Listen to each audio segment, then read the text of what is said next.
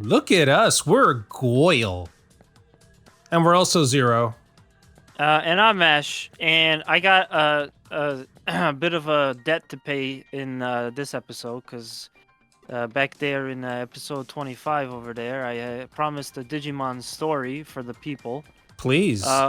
This is a rare moment. I don't have a lot to contribute in terms of Digimon. I try, but, I don't have as much. You guys all talk about Digimon, and then my brain just defaults to race cars. I can't contribute sometimes. I'm sorry, but I have something. I finally have something. Please let us hear it. And that something is gonna make Zero mad. Oh no. So, New York Comic Con happened recently. Ooh. And the one day that I got to go, me and my girlfriend Jen got to check out a Digimon panel. Which, by the way, you were there with several of my friends, by the way. Yep. We got there with our group, and then I'm like, hey, someone's waving to me literally on the aisle that we were just about to sit. Oh, it's all of Zero's friends sitting on the other side of the road. And we got to check out. So for New York Comic Con this year, they put together a Digimon panel for the animated movie that's upcoming. We got to see a little bit of the trailer. There was an extended dubbed trailer, and they also did a Q&A session with.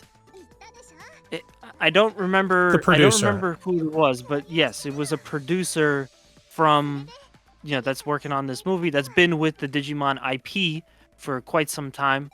It was very nice. It was a very intimate experience with everyone, and we got to tell that this person actually likes Digimon and appreciates it as an IP, cares for a great deal, as opposed to just being just a producer on it. So it was a really nice experience. It was cool for me too personally. I just got to throw in, I hadn't seen Digimon like anything, not since I got to check out the movie, but just in general, like I haven't really seen much Digimon stuff. I didn't know anything about this upcoming movie. The movie looked great. The teasers looked really, really good. And then also, I haven't been to a panel in a really long time, so that was fun. I like panels. I'm a big, I used to go to a lot of panels, and I really enjoyed them. So it was nice. It was very cool. And also, we may see this on the channel later, but we got a bunch of free Digimon cards for checking out the panel. Of course, later when I sent a picture of them to Zero, asking if he wanted them, he told me that he already got them at the booth. So it was something that they were just giving out at the booth, but it was still cool. Like, honestly, usually they don't give stuff away at panels, so that was nice. Like I haven't seen that in a while. So yeah, the panel was pretty cool. I know you really wanted to be there. That's why I originally offered you them cards, but Zero, definitely you should have been there. Yeah, so due to family concerns for things that were happening that day, I'm not going to mention exactly the reasoning because I don't want our videos or channel to get flagged for anything stupid. But due to family concerns, I did not go to Comic-Con that Friday, even though I had a ticket and had planned to do it. I'm glad to hear that you actually enjoyed it, but you said I was going to be upset for some reason. And yes, because at the conclusion of the panel, I yelled at everyone, I hate Digimon. I was just talking about how you weren't there, and I know you wanted to be there. And again, I'm sorry that you couldn't make it, but it was fun. And you know what? New York Comic Con was really good too, because like I don't know, I felt like in previous years there was a lot of greediness with the exhibitors and stuff, and I think the year that it came back after COVID, it was anytime you went to a booth, if you wanted something, they never gave free stuff out. It was like you always had to like sign up for something or like log in with your Crunchyroll Plus account to get God, things. I hated those. it was like every single booth was like that. This year, I felt like there was so much more free stuff. There were Uh-huh. tons of interesting exhibitors. Like honestly, this year at Comic Con, it was still really crowded, but I think this year at Comic Con, probably one of the better years in recent memory. And I'm not just saying that. I legitimately had like an awesome time at New York Comic Con, and yeah, I think that I'm glad that this is like the last big convention that I'm doing this year, because there's no other conventions that are happening this year that have any value whatsoever that happen at the Javits Center. Just saying. But yeah, no, it was really good. It was really good, and the Digimon panel was good, and it was cool to see your friends too, because again, I mean, they caught me, uh, from the crowd and wave, and then we met up afterwards. So it was a fun time. Oh, that's good to hear. I'm still upset for not being able to go there, especially since Friday was a really nice day. It was, Like yeah. it wasn't that cold outside. It was extremely sunny. For those of you who don't know, who are not familiar with the Javits Center, it's right by the Hudson River. Like it's literally right there. It's mostly made out of glass, so you can see the sun and the sky above you when you're inside the convention center, Which is and nice. which is extremely nice. And on top of that, um, certain areas allow you to actually see the river from the inside as well, and it's such a nice view. It's required. Do you want to get out of here? It's actually really nice. Speaking of that river, this is the first time that I've seen this done at New York Comic Con, because they usually never do this. But that top floor, that's like like Mm-hmm. basically like a really long hallway leading to like a larger room in the back, Mm-hmm. where you could see the river from that. That was actually accessible this year by like regular, non-press, non-VIP, special, super important people. You could just go there. Now, I don't know what was going on up there. When we went, it kind of seemed like it was more like, I don't know if it's not LARPing, but like it seemed like it was like a Star Wars cosplay meetup area, and they had like tables and stuff set up. It seemed really serious. Like it was definitely like a photo op thing, but never in the last few like in the last like 5, 10, whatever years that I've been going to New York Comic Con, that top area was always like closed off because it was just for press people or like the media and guests and stuff like that. And it was nice to see it be open because that part of the Javits is so dope. I love that part. It really is. I've been up there for different conventions. And I have to agree with Mash here. It's one of the nicer parts of the convention center, especially when you make it all the way to the back. Especially on a nice day where you have the sun shining and you see the river and you get to see New Jersey, clear as day. It's one of the highlights of the convention center itself.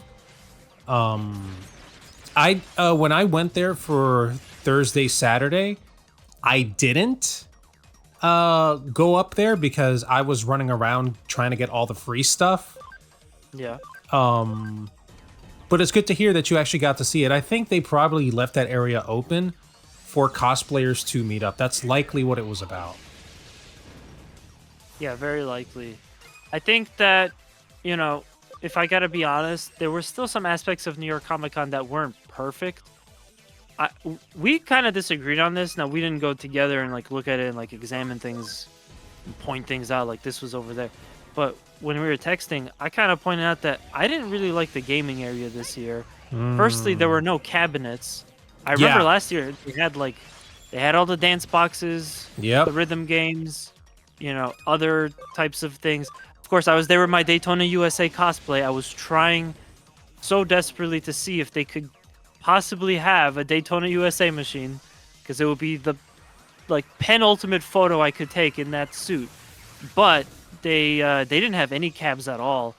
They had some gaming setups, but honestly, it was just very like sad, kind of not interesting looking tables with just a couple of games set up. I mean, there were good games and stuff. I won't say that, but it just didn't really feel very inviting. The fact that the cabinets weren't there felt like disappointing, and there was a lot of tabletop. Which, hey, I don't hate tabletop. but it felt like that area was more for tabletop, and you had to kind of seek out the games a little bit more. But I know you kind of disagreed with me when we were talking about it over text, but I really hope that they could have more games for New York Comic Con and kind of keep that going and not phase that out. But when you put it the way you did right there, I totally see what you mean. They indeed did not have any arcade stuff. It was mostly just console gaming. They actually had some CRT TVs, so if you wanted that old school kick, you did get that. N64, Dreamcast, GameCube, PS2, Xbox, original Xbox, mind you. So me being a console gamer, most of my life, 99.9% of my life, I saw that and said, good, they have gaming at the very least. right. But again, you had a very fair point. Having arcade cabinets is a really awesome addition to a gaming section of a convention, and for them to not have it is extremely disappointing, because you're right, they did have it last year and it was awesome. Like being able to play Third Strike or freaking Capcom versus SNK against people was fantastic. Or Sound Voltex or DDR, but Yeah. those are experiences you can't really get at home because you don't have a cabinet at home. You can play the console games at home if you have the games, but you can't get a cabinet at home. Like most people aren't going to have the money for or space for that. So yeah, it was. I was a little bit underwhelmed, and then I don't know. Again, I don't hate tabletop. I just, when I see so much tabletop and not quite as many games, it feels to me like video games aren't the prime focus. And okay, that's just the downstairs area, but even like the upstairs area kind of feels to me like it was also lacking in video games in a bit. I did see that Video Games New York and VGNY Soft were both there, which was nice. I like seeing them there. They had stuff related to video games, but I don't know. I didn't even see like any big indie developers or like even smaller indie developers there with their games. I'm sure there was Yeah. one or two. I may have missed them, but usually like Inti Creates is there, and they didn't have a setup this year. It's been many years since like Sony and Nintendo and Xbox have been there, but they obviously weren't there. Square Enix didn't have games or anything like that. I don't think Square Enix was there at all, actually. And there were anime games, which I kind of feel like is becoming the new, like, you see this every year at Comic-Con, because there was like I think it was like a One Piece game or something was there. It's just, I never really feel drawn to those games. And if that's the only thing that I can play, I get kind of disappointed. I think back to the days when, like, yeah, New York Comic Con had Rockstar. New York Comic Con had Capcom, and you're playing the new Resident Evil or Marvel vs. Capcom 3 before it came out, and there was like a huge line of people because it wasn't out yet. Or, again, like, Nintendo, Microsoft, and Sony used to be at New York Comic Con. It was a long time ago, but they were there. And now I kind of feel like it's not so much to like go and play games as it is like just go and buy stuff. Like, forget about the other things. Go and buy stuff and do photo ops, which are fine. But I also want to like demo new things. So I still remember. Sorry, I didn't mean to cut you off. To go off of what you said earlier about testing games that aren't out yet. Dude, I feel the same way because we both got to try out. I think it was a Resident Evil game, definitely. I don't remember which one. I think it was Resident Evil 3, like the remake or something like that. We got to test a couple years back for at Comic-Con because they had an awesome booth for it. Yeah. This year, like you said, it was mostly anime games. I got to try, but they did have Sonic Superstars days before it came out. So I did get to try it and play it. We created a short for that. You guys can watch it. Go check it out. Also, I got to try Sandland. Again, another anime game. So I totally understand if that's not anyone's cup of tea. But it's an interesting game because it's being created in conjunction with the original creator of Dragon Ball, Akira Toriyama. And it's an interesting thing to be able to try something before it releases, even if it is an anime type game. And what I got to play from Sandland was kind of interesting. It's still in development. This is not any kind of a final build. This is still very early on in development. But it seems like an awesome, it seems maybe not awesome, but it seems like an interesting action adventure game with, you know, some driving elements, a little bit of Mad Max influence in there, all in like old Dragon Ball art style. So anyone who finds that sort of stuff interesting, I would definitely recommend to try it out if you get the chance. I'll likely make a short about that soon, and probably combine both of those shorts together, because those are the only two games I got to play, other than the also in development MetaZoo online client that you can play on the computer at some point in time later this year or early next year. So technically 3 games, but I got no footage of that because it didn't work too well anyway. Yeah, it's a shame. You know, I have so many fond people always like are kind of wowed when I tell them that I've been going to Comic-Con since about I think 2010 was my first Comic-Con. It was my first convention. You know, a friend just told me like, "Oh, you've never been to Comic-Con?" I'm like, "What's Comic-Con?" And they were like, "Oh, it's great. You got to check it out. They have all these games and all this comics and panels and cool guests and stuff." And I was like, "Sure, let me check it out." You know, we went and it was great. And again, you know, that became an event that I went to every year. What I liked about it was that it just has a little bit of everything. And when Comic-Con over the years starts to feel like it's not so much a little bit of everything, where it's more so a lot of this and a lot less of that, namely games, I kind of start to lose interest. And then the next year comes and I'm like, I don't want to go. But, you know, because it's so close and because Comic-Con hasn't really done anything to insult us, I think I'll probably go to Comic-Con every year from now on. If not one day, at least 2 days. There's usually at least something interesting to do or buy or just check out. So, you know, plus I just love the Javits Center. It's my once yearly trip to the Javits Center. And yeah.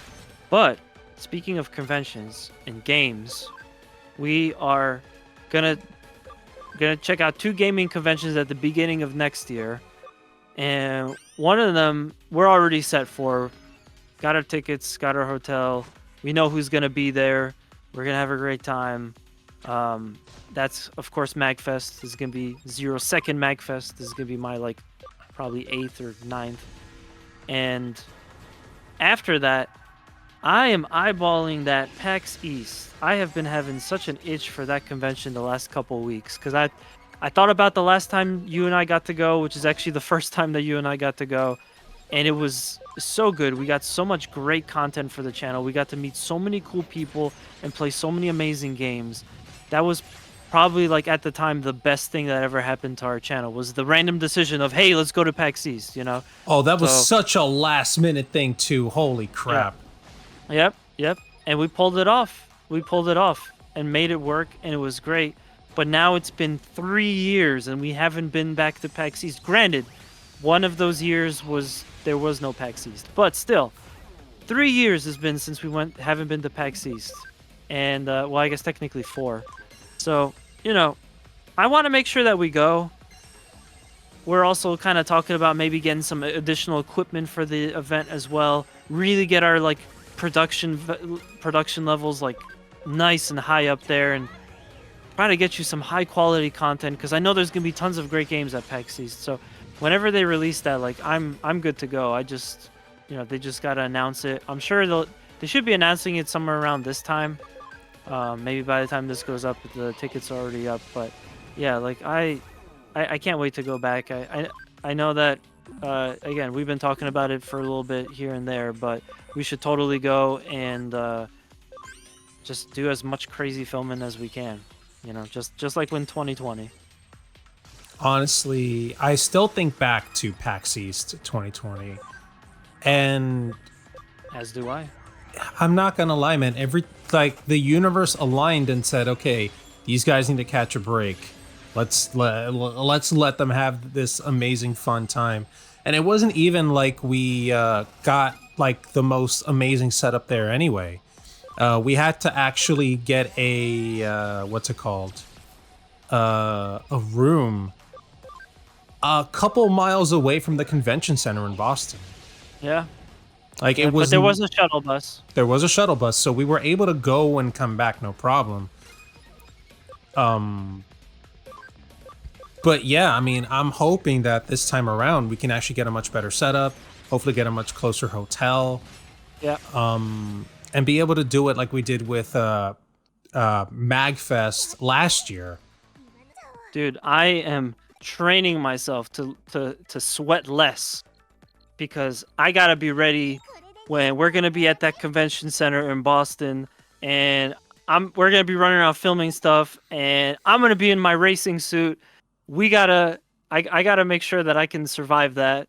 But yeah, man, I'm like literally so giddy just thinking about the chance to go to PAX East this year. You know, they just got to announce it. Now, the one thing that is kind of scaring me is that is running a little bit late to when they usually announce PAX East stuff. I could have sworn that they used to do it as early as August, but it's already November 1st, and we don't have any announcement for dates, tickets, anything like that. The reason why that scares me, they actually canceled 2 PAX events. One of them was like this, I think it's called PAX Dev, and the other one was PAX, I think PAX South got canceled. So PAX South was the one that was in Texas, and they just canceled it. So my worry is like, maybe they're looking at some other PAX events that aren't quite making as much money, and probably took a big hit because of recent world events. And they're like trying to see where they could kind of cut something off for now. I do sincerely hope that PAX South can come back. I heard that it was pretty good. I've never been to Texas. I probably wouldn't go to PAX South, but it's just nice to have a gaming event like in all these different regions. Like it serves a purpose to bring all the gamers and nerds together so that, everyone could hang out, have a good time, play some new games, make some new connections and stuff. It's just like, it's nice to have it. So even though I would never enjoy the one that's in that region, because I don't really travel there, like it makes me sad to see it go away. And then of course it makes me worry about, oh God, my beloved, cherished PAX East. I hope nothing happens to it. Yo, honestly, if they do end up canceling it, again, obviously because it's been canceled before, because of world events. Well, hold on. PAX South is done. Like they've canceled it like for good. They've discontinued the event. Oh, I thought you meant it was just canceled for this year. I totally misunderstood. As I was looking up kind of the history of PAX, because again, like nerds are so like smart and they document everything. Someone documented all this detail about all the different PAX events. Yeah, all of the PAX events were obviously not happening because of the big world event that happened 3 years ago. But then they came back, However, recently, PAX South was canceled and PAX Dev was canceled, and they're both canceled like indefinitely. So again, I'm kind of like worried that, when things are very prosperous for the company that produces these events, it made sense for them to have the main one in Seattle, the one in Boston, the one in Texas, the one in Australia. It made sense to have all these gaming events all over. But once the economy got so bad, they're probably thinking about, we have to start thinking about our bottom line. We may not be able to put all of these events and make PAX still reasonably work. So yeah, they might have to start getting rid of some events, and that's really making me sad. So Yeah. I got all my fingers and toes crossed that we're gonna hear that PAX East is happening 2024. We're gonna get dates, and they're gonna announce when the badges are going live. We're getting our hotel. We're getting our asses to Boston, and we're gonna do a crap ton of filming for this YouTube channel. So that's what I'm hoping. That's kind of the big thing that's been on my mind right now. I mean, likewise too, I desperately want to go back. It was so much fun back then. And geez, I'm getting really frustrated because I really want to get him to Wingdramon. Looks like I'm gonna have to go back to Dracomon once more so I can get his speed stat up. But yeah, going off. Dude, if they end up canceling it like for good, I think I might actually cry. I really want to go back. But I don't. But here's the thing: I don't see that as being much of an issue. I mean, here's the thing with Texas. Texas and the Northeast are two very different places for multiple reasons. Reasons I won't get into here because we might get flagged. But yeah, there was likely more than just one reason to cancel.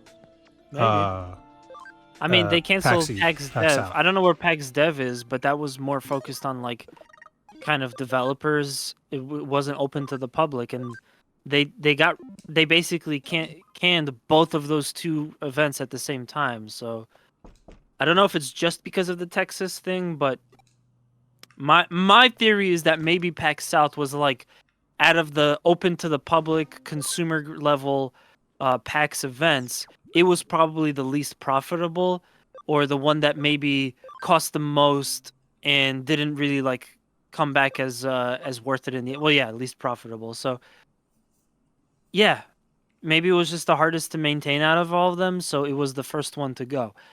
I'm hoping, again, I'm sorry to everyone in Texas. I'm sorry that you guys lost PAX, but I'm hoping it's the last one to go, because I do not want it to spread to PAX East. You know, that's like a really important event to me. In fact, if they did, I'd be kicking myself in the teeth, because we could have gone 2022 and 2023. Both years happened. You know, they could have been really good too, and you know, anyway, that's kind of what we got on the horizon for the channel. So hopefully everyone cross your fingers at home that PAX East won't get canceled, and we can bring you some great content right from the show floor. Absolutely. Holy crap, I would love to do that again. Just being able to go to the gaming lounge, because let's be honest here, guys, we probably should have recorded that. As a matter of fact, Mash, we probably should have gone to the gaming lounge, showed the freaking the bean bags, the retro consoles, all the PC setups and shit. Probably should have done it. Definitely something we'll do if we end up going next year. But damn, it's just such a good event. It's hard for me to think that would actually be a canceled event, like permanently, because let's just be honest, it's more accessible to get to Boston. It really is. Like, you fly in, you take some public transport, and you're there. Yeah. I mean, let's see. I'm crossing my fingers too. Of course, yeah. And hey, you know, I'm gonna let you know. You know, we gotta jump on those tickets when they go up, because 100%. Unlike MagFest is the one good thing about MagFest being in the current state that it is in, is that you never really have to kind of rush to get the tickets, because they'll be on sale for pretty much up to the event. Maybe even you could get tickets the day of. I don't know, but the tickets don't really sell out. Hotels, different story. Let's not get into it. But with PAX, the tickets will sell out, and they'll sell out relatively quick. I mean, I know back in the day when PAX was really getting out of hand, like pretty much same day, 3-day passes were already sold out within like hours. You know, we're talking like Comic-Con level of bad. So we got to jump on those tickets as soon as they become available. I'm hoping they're not too pricey, but again, for us, the price is so justified, because we get so much more out of it than just a gaming event. You know, it's all this wonderful content for us. Absolutely. You know, now I just want to like go back and watch some of our old PAX East videos and just kind of, you know, it's like think back to a simpler time. I'm likely gonna end up doing the same, in all honesty.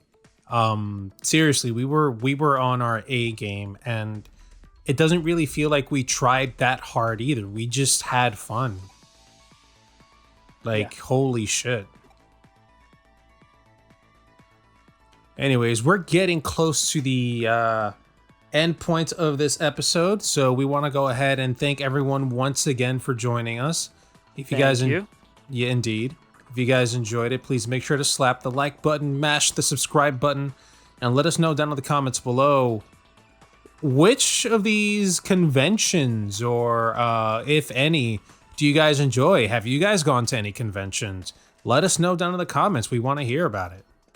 That's right, and we have a little gift for you at the end of this episode, and that is that unlike last episode, we are not stuck in a cutscene, so we can just stop. Ho! Yeah. No, but seriously, guys, thank you so much for checking us out. Yeah, we're both gonna reminisce on simpler times at conventions and do some more planning for that. But let us know in the comments what you think. Hey, let us know if you're planning on going to PAX East 2024. Let us know if you're, also got like tons of anxiety about getting those tickets. So we're always curious to hear that. Make sure to leave that like, comment, and subscribe, and we'll see you on the next Two Stupid Gamers video. That's right. Take care, everyone.